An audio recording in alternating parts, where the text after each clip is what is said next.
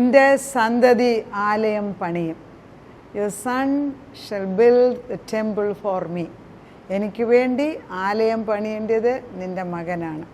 അങ്ങനെ ഒരു വാക്യം വേദപുസ്തകത്തിൽ ഉണ്ടോ? ഉണ്ട്. 1 ദിനവൃത്താന്തം 17-ാം അധ്യായത്തിലാണ് ദാവീദിനോട് ദൈവം തമ്പുരാൻ നാഥാൻ പ്രവാചകൻ മൂലം സംസാരിക്കുന്ന ഭാഗമാണ്. 17:11-12. യഹോവ നിനക്ക് ഒരു ഗൃഹം പണിയുമെന്നും ഞാൻ നിന്നോട് അറിയിക്കുന്നു. നീ നിൻ്റെ പിതാക്കന്മാരുടെ അടുക്കൽ പോകേണ്ടതിന് നിൻ്റെ ജീവകാലം തികയുമ്പോൾ ഞാൻ നിൻ്റെ ശേഷം നിൻ്റെ പുത്രന്മാരിൽ ഒരുവനായ നിൻ്റെ സന്തതിയെ എഴുന്നേൽപ്പിക്കുകയും അവൻ്റെ രാജത്വം സ്ഥിരമാക്കുകയും ചെയ്യും. അവൻ നിനക്ക് ഒരു ആലയം പണിയും. ഞാൻ അവൻ്റെ സിംഹാസനം എന്നേക്കും സ്ഥിരമാക്കും. It's a beautiful thing. 1 ദിനവൃത്താന്തം 17-ാം അധ്യായത്തിൽ ദാവീദ് അരമനയിൽ യുദ്ധമെല്ലാം കഴിഞ്ഞിട്ട് ദാവീദ് ഒത്തിരി യുദ്ധം ചെയ്തു. ഇപ്പോൾ ദാവീദിൻ്റെ കാലയളവിലാണ് ഇസ്രായേൽ ഏറ്റവും കൂടുതൽ വിസ്തീർണമായിട്ട്, അതായത് ഭൂമി അവകാശമായിട്ട് യുദ്ധം ചെയ്ത് ജയിച്ചെടുത്തത്. അവസാനം യുദ്ധമെല്ലാം ചെയ്തു കഴിഞ്ഞ് ദാവീദ് തനിക്ക് താമസിക്കാൻ വേണ്ടി ഒരാലയം, തനിക്ക് ഒരു കൊട്ടാരം പണിതു. ദാവീദ് കൊട്ടാരത്തിൽ താമസിക്കുന്ന ഉടനെ അല്പം സ്വസ്ഥത കിട്ടിയപ്പോൾ ദാവീദ് വിചാരിക്കുകയാണ്, ഞാൻ ദൈവത്തിന് വേണ്ടി ഒരു ആലയം പണിയണം. കാരണം ദൈവത്തിൻ്റെ പെട്ടകം വെക്കാൻ ആലയമില്ലായിരുന്നു. അവരിങ്ങനെ മരുഭൂമിയിൽ ഊടാടി നടക്കുന്ന സമയത്ത്, അല്ലെങ്കിൽ മരുഭൂമിയിൽ യാത്ര ചെയ്യുമ്പോൾ ഈ പെട്ടകം ഒരു തോളിൽ വെച്ച് നടന്നിട്ട് ഓരോ സ്ഥലത്ത് ചെല്ലുമ്പോൾ അന്നേരത്തേക്ക് ടെൻ്റ് ഉണ്ടാകും. ടെൻ്റ് എന്ന് പറഞ്ഞാൽ ആ സമയത്തേക്കുള്ള ചെറിയ ഷെഡ് പോലെ ഉണ്ടാക്കിയിട്ട് അതിനകത്ത് ഈ പെട്ടകം വെക്കുക ചെയ്തുകൊണ്ടിരുന്നത്. അപ്പം ഇതിനകത്ത് ഹോളി, അതിവിശുദ്ധം, വിശുദ്ധം, പ്രാകാരം, ഈ അതിവിശുദ്ധ സ്ഥലത്താണ് ദൈവം നിയോഗിച്ചിരിക്കുന്നതായിരിക്കുന്ന 10 കൽപ്പനകളും മന്നായും അതുപോലെ ദൈവത്തിൻ്റെ അഹ്റോൻ്റെ വടിയും ഒക്കെ സൂക്ഷിച്ചു വെച്ചിരുന്നത്. അങ്ങനെ ഇത് വഹിച്ചത് സ്വർണം കൊണ്ടുണ്ടാക്കിയത് ഇത് വഹിച്ചുകൊണ്ട് അവിടെ എല്ലാവരും കൊണ്ടു നടന്നെങ്കിലും ദൈവത്തിനൊരാലയം സ്ഥിരമായിട്ട് പണിതിട്ടില്ല. കാരണം ഇസ്രായേൽ ജനത പല സ്ഥലങ്ങളിലേക്ക് ഓടി നടക്കുകയാണ്. എന്നാൽ ഇപ്പം ദാവീദിൻ്റെ കാലമായപ്പോൾ രാജ്യങ്ങൾ നേടിയെടുത്ത് ശത്രുക്കളെ ഇല്ലാതാക്കിയപ്പോൾ ദാവീദിന് സ്വസ്ഥത കിട്ടി. അങ്ങനെ ദാവീദ് വിചാരിക്കുകയാണ്, ഞാൻ എൻ്റെ ദൈവത്തിന് വേണ്ടി എനിക്കോ ഒരു കൊട്ടാരമുണ്ട്, എൻ്റെ ദൈവത്തിന് വേണ്ടി താമസിക്കാൻ വേണ്ടി ഒരു ആലയം ഉണ്ടാക്കിയിട്ടില്ലല്ലോ എന്ന് വിചാരിക്കുമ്പോൾ ദൈവം പ്രവാചകനെ അയച്ചിട്ട് പറയിപ്പിക്കുകയാണ്, നീ അല്ല ആലയം പണിയണ്ടേ. കാരണം ദാവീദിൻ്റെ കൈകൊണ്ട് ഒത്തിരി രക്തം ചൊരിഞ്ഞിട്ടുള്ളതിനാൽ നീ അല്ല ആലയം പണിയേണ്ടത്, നിൻ്റെ മകനാണ് പണിയേണ്ടതെന്ന് പറയുന്നു. ഇവിടെ 2 അർത്ഥമുണ്ട് ആ വാക്യത്തിന്. ഒന്ന്, നീ നിൻ്റെ പിതാക്കന്മാരുടെ അടുക്കൽ അതാണ് മരിക്കാൻ പോകുമ്പോൾ നീ നിൻ്റെ പിതാക്കന്മാരുടെ അടുക്കൽ പോകേണ്ടതിന് നിൻ്റെ ജീവകാലം തികയുമ്പോൾ ഞാൻ നിൻ്റെ ശേഷം നിൻ്റെ പുത്രന്മാരിൽ ഒരുവനായ നിൻ്റെ സന്തതിയെ എഴുന്നേൽപ്പിക്കുകയും അവൻ്റെ രാജ്യത്വം സ്ഥിരമാക്കുകയും ചെയ്യും. അതിൻ്റെ അർത്ഥം എന്തുവാ? എൻ്റെ സന്തതി എന്നേക്കും നിലനിൽക്കുന്ന രാജ്യത്വം സ്ഥാപിച്ചത് ദാവീദിൻ്റെ മകനായ ശലോമോനിൽ കൂടെ അല്ല. ദിസ് ഈസ് ആക്ച്വലി വരാൻ പോകുന്നത് പ്രവാചകനിൽ കൂടെ പറയിപ്പിക്കുകയാണ് ചെയ്യുന്നത്. അതിൻ്റെ അർത്ഥം യേശുക്രിസ്തു ദാവീദ് കുലത്തിൽ കടന്നു വന്ന് ദൈവത്തിൻ്റെ ആലയം സ്ഥിരമായിട്ടും പണിയുമെന്ന് തന്നെയാണ് അന്ന് പറഞ്ഞത്. നമ്മൾ ശലോമോനിൽ അങ്ങ് നിർത്തുകയാണ്. പക്ഷെ ദൈവത്തിന് ദീർഘദൃഷ്ടിയിൽ ദൈവം അന്നേരത്തേക്കാണ് ശലോമോൻ തൻ്റെ കഴിവിലല്ല പണിതെന്നുള്ളത് നമുക്ക് മനസ്സിലാകുന്നുണ്ട്. കാരണം ശലോമോൻ ഇതെല്ലാം പണിത് കഴിഞ്ഞിട്ടും ദൈവത്തിൽ നിന്ന് മാറുന്നതായിട്ട് അവസാനം കാണുന്നുണ്ട്. പക്ഷേ ഇവിടെ രാജ്യത്വം സ്ഥിരമാക്കും, അവൻ്റെ രാജ്യത്വം സ്ഥിരമാക്കും ചെയ്യുന്നു പറയുമ്പോൾ അത് യേശുക്രിസ്തുവിനെ തന്നെയാണ് ഉദ്ദേശിച്ചത്. അവനെനിക്കൊരാലയം പണിയും, ദൈവം പുത്രൻ തമ്പുരാൻ വന്നൊരാലയം പണിയും, ഞാൻ അവൻ്റെ സിംഹാസനം എന്നേക്കും സ്ഥിരമാക്കും. എന്നേക്കും സ്ഥിരമായി ഒരു സിംഹാസനം ക്രിസ്തു അല്ലേ സ്ഥാപിച്ചിട്ടുള്ളൂ. അതാണ് ഈ യെശയ്യാ 9 വായിക്കുമ്പോഴത്തേക്ക് അവൻ്റെ രാജ്യത്വത്തിന് അവസാനമില്ല. The kingdom of God will be the government will be on his shoulder. അതായത് രാജ്യത്വത്തിന് അവസാനമില്ല എന്ന് യെശയ്യാ 9 പറയുമ്പോഴൊക്കെ നമ്മൾ മനസ്സിലാക്കേണ്ടത് ദൈവം എത്രയോ ദീർഘദൃഷ്ടിയോടുകൂടിയാണ്. നമ്മുടെ തലമുറ, നമ്മുടെ മക്കൾ, അതിൽ കൂടെ നമുക്ക് ചിന്തിക്കാം, നമ്മുടെ കൊച്ചുമക്കൾ അതിൽ കൂടെ ചിന്തിക്കാൻ അറിയത്തില്ല.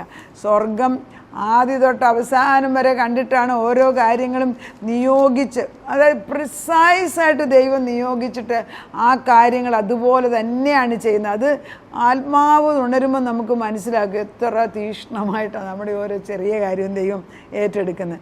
യെശയ്യാ 9:6 തൊട്ട് ഞാൻ വായിക്കാം, വളരെ പ്രധാനം. നമുക്ക് ഒരു ശിശു ജനിച്ചിരിക്കുന്നു, നമുക്ക് ഒരു മകൻ നൽകപ്പെട്ടിരിക്കുന്നു, ആധിപത്യം അവൻ്റെ തോളിലിരിക്കും, അവൻ അത്ഭുതമന്ത്രി, വീരനാം ദൈവം, നിത്യപിതാവെ, സമാധാന പ്രഭു എന്ന പേർ വിളിക്കും. അവൻ്റെ ആധിപത്യത്തിൻ്റെ വർധനയ്ക്കും സമാധാനത്തിനും അവസാനമുണ്ടായി. എവിടെയാണ് നമുക്ക് സമാധാനം? നമുക്ക് സമാധാനമില്ല. എവിടെയാണ് നമുക്ക് ആധിപത്യം? നമുക്കില്ല.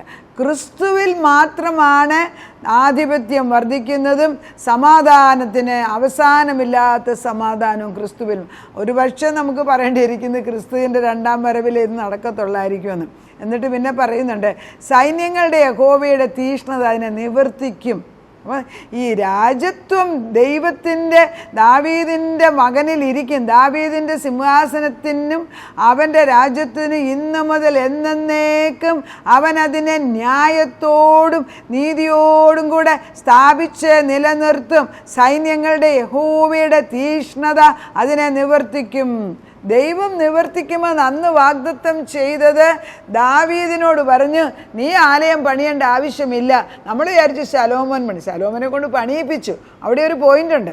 ദാവീദിന് പണിയത്തില്ല എന്ന് ദാവീദ് സങ്കടമൊന്നും പറയുന്നില്ല. അത് ദാവീദ് എന്ത് ചെയ്തു? തൻ്റെ മകൻ ആലയം പണിയേണ്ട സകല സാമഗ്രികളും കൂട്ടിവെച്ചു എന്നാണ് പറയുന്നത്. ദാവീദ് പണിയാൻ ആഗ്രഹിച്ചെങ്കിലും ദൈവം അത് ചെയ്തിട്ടില്ല. അതുകൊണ്ടാണ് തൻ്റെ മക്കളെ കൊണ്ട് അത് ചെയ്യിപ്പിക്കുമെന്ന് പറഞ്ഞപ്പോൾ, നിന്റെ സന്തതി പുരാതന ശൂന്യങ്ങളെ പണിയുമെന്ന് പറയുമ്പോൾ, തലമുറയായിട്ട് കേടായി കിടക്കുന്ന നിന്റെ ആലയങ്ങളെ അവൻ പണിതെടുക്കുമെന്ന് പറയുമ്പോൾ, പുരാതന ശൂന്യങ്ങളെ അവൻ പണിയുമെന്ന് പറയുമ്പോൾ, അത് ക്രിസ്തുവിൽ കൂടെ മാത്രമാണ് ചെയ്യുന്നത്. നമ്മുടെ അപ്പനമ്മമാർ ചെയ്ത് തീർക്കാത്ത പലതും നമ്മൾ ചെയ്ത് തീർക്കുന്നുണ്ട്, ഇല്ലേ? എന്നെ സംബന്ധിച്ചിടത്തോളം എൻ്റെ അമ്മ എപ്പോഴും വചനം എടുക്കുന്ന ഒരു സ്ത്രീയായിരുന്നു. ഒരു വചനം കൊണ്ട് അവർ ഏതെല്ലാം ഭവനത്തിൽ കയറിയിട്ടും അവിടെ ഐശ്വര്യം വന്ന് ഞാൻ കണ്ടിട്ടുണ്ട്. ആ വീഡിയോകൾക്കൊക്കെ മാറ്റം വന്ന്. അതുപോലെ അതിൻ്റെ ഇരട്ടി ഇപ്പം ഞാൻ ചെയ്യുന്നുണ്ട്. അമ്മ അന്ന് പറഞ്ഞു എൻ്റെ ജോലി ഞാൻ ചെയ്യുമെന്ന്. അന്ന് ഞാൻ ചുമ്മാ പറഞ്ഞു. പിന്നെ ഞാൻ ചെയ്യത്തില്ല എന്ന് വഴക്കുണ്ടാക്കിയെങ്കിലും ക്രിസ്തു എന്നെ മാറ്റി നിർത്തി ചെയ്യിപ്പിക്കും. അമ്മ ചെയ്തതിൻ്റെ ഇരട്ടി ഞാൻ ചെയ്യുന്നുണ്ട്. ഞാൻ ചെയ്തതിൻ്റെ ഇരട്ടി അടുത്ത തലമുറ ചെയ്തേ ഒക്കത്തുള്ളൂ. ഇത് ദൈവത്തിൻ്റെ വിശ്വസ്തത. അമ്മമാരുടെ ആഗ്രഹം പൂർത്തിയാക്കുന്നത് നമ്മുടെ മക്കളിൽ കൂടെ. അതുകൊണ്ട് നമ്മുടെ മക്കളെ വെർച്വലി നമ്മൾ അനുഗ്രഹിക്കുകയാണ്. നമ്മുടെ മക്കൾ ദൈവത്തിൻ്റെ അഗ്നിയാണ്. അവരിൽ കൂടെ ദൈവം പ്രവർത്തിപ്പിക്കാതെ ദൈവം മാറത്തില്ല. നമ്മുടെ സന്തതികളെ ദൈവമാണ് പണിയുന്നത്. ആത്മാവിലുള്ള യുദ്ധത്തിൽ രണ്ടാം സ്വർഗത്തിൽ നിന്ന് ജയിച്ച കർത്താവിൻ്റെ കൂടെ നിന്ന് ജയിക്കാൻ നമുക്ക് വരം തന്നിരിക്കുകയാണ്. അന്ധകാര ശക്തികൾക്ക്, ഇരുട്ടിൻ്റെ ശക്തികൾക്ക് നമ്മുടെ മേൽ കർത്തൃത്വം ഇല്ല. കാരണം തലം മാറിയാണ് നമ്മൾ നിൽക്കുന്നത്.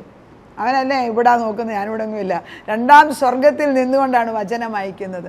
വചനം പടരണമെങ്കിൽ നമ്മുടെ മണ്ഡലം മാറണമല്ലോ. മണ്ഡലം മാറിയിട്ട് ദൈവത്തിൻ്റെ പരിശുദ്ധാത്മാവ് ആവശ്യമുള്ള ഭവനങ്ങളിൽ ചെന്ന് അവരുടെ ഹൃദയത്തിൽ ചെന്ന് ക്രിയ ചെയ്ത് പ്രവർത്തിക്കാതെ തിരിച്ചു വരികയില്ല. അതാണ് ദൈവത്തിൻ്റെ പ്രവർത്തനം. ദൈവത്തിൻ്റെ സത്യം അതാണ്. നമ്മളൊരു യുദ്ധക്കളത്തിലാണ് നിൽക്കുന്നത്. തലമുറകളെ വീണ്ടെടുക്കേണ്ട യുദ്ധത്തിൻ്റെ ദൂത് കൊടുക്കേണ്ട ജോലി നമ്മുടെയാണ്. ദൈവം ആലയം പണിയുമ്പം നമ്മളെക്കാൾ ആത്മീയരായിട്ട് അവരായി മാറുമെന്നുള്ളതിന് സംശയമില്ല. When a critical stage comes, when they are in a pit, our prayers will rise up like a tower of help around them. അതായത് നമ്മുടെ മക്കൾ പറയും, അമ്മ ചെയ്യേണ്ട ആവശ്യമില്ല, അപ്പനത് ചെയ്യണ്ട. പക്ഷേ ഒരു പ്രയാസം വരുമ്പോൾ നമ്മുടെ പ്രെയർ ഇങ്ങനെ ഒരു ടവർ പോലെ അവർക്ക് ചുറ്റും ഇങ്ങനെ റൈസപ്പ് ചെയ്ത് നിൽക്കും. That is the power of prayer and blessings. മറ്റുള്ള തലമുറകളെ അനുഗ്രഹിക്കുന്നു.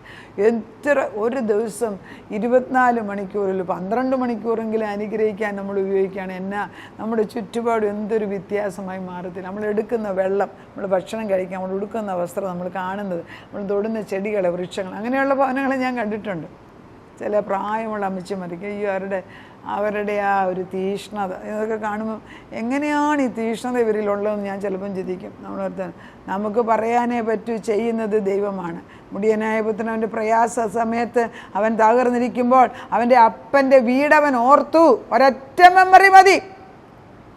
അവിടെ പ്രയാസ സമയത്ത് ഒരു കാര്യം, ഒരൊറ്റ നല്ല കാര്യം ആഞ്ഞടിക്കുന്ന പോലെ വരും. അതെന്നുകൊണ്ട് അവരൊരു തീരുമാനമുണ്ട്. പോയ വഴിയിൽ നിന്ന് തിരിച്ചു വാ, നിനക്ക് അവിടെയൊന്നും സ്വസ്ഥത കിട്ടൂല മകനെ, നീ തിരിച്ചിവിടെ വാ, മകളെ നീ തിരിച്ചു വാ, നിന്റെ ഭർത്താവാണോ തിരിച്ചു വാ, ഭാര്യയാണോ നീ തിരിച്ചു വാ.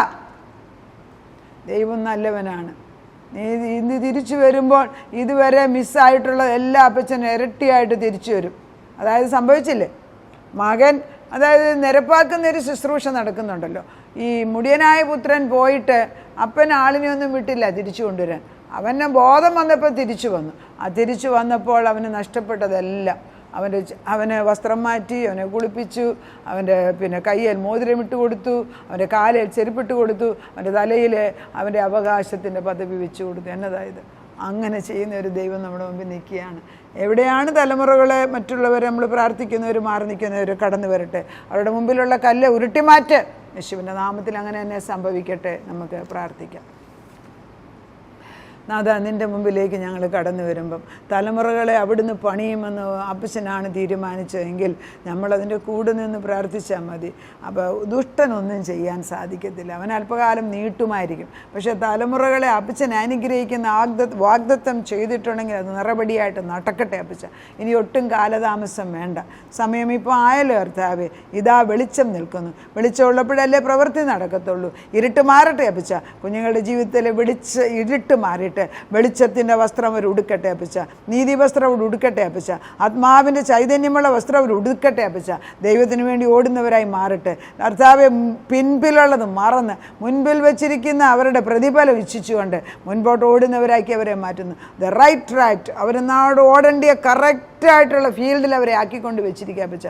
അവർ ഓട്ടം തുടങ്ങി, ബുൾഡോസർ ചലിക്കാൻ തുടങ്ങിയിരിക്കുന്നു കർത്താവെ. ആ ടാങ്കർ അനങ്ങാൻ തുടങ്ങിയിരിക്കുന്നു. ഹാർവസ്റ്റ് ഇറങ്ങിക്കഴിഞ്ഞിരിക്കുന്നു. ചിലയിടത്ത് വയലിനകത്ത് വിളവെടുക്കുന്നു, ചിലയിടത്ത് നിലം ശരിയാക്കുന്നു, ചിലയിടത്ത് വെള്ളം ഒഴിക്കുന്നു, ചിലയിടത്ത് വിത്തിടുന്നു, ചിലയിടത്ത് നെല്ല് കിളുക്കുന്നു കർത്താവെ. ഇതെല്ലാം ഞങ്ങളെ കൊണ്ട് ആത്മീയ ഗോളത്തിൽ ചെയ്യിപ്പിക്കുന്ന ദൈവത്തിന് നന്ദി പറയുന്നു. ഞങ്ങൾ എവിടെ കാല് ചവിട്ടുന്നുവോ അവിടെ ഐശ്വര്യം അനുഗ്രഹം ഉണ്ടാകട്ടെ എന്ന് പ്രാർത്ഥിക്കുന്നു. അങ്ങനെ തന്നെ തലമുറകളുടെ മേലും ഇരട്ടി അനുഗ്രഹമായിട്ടുണ്ട്.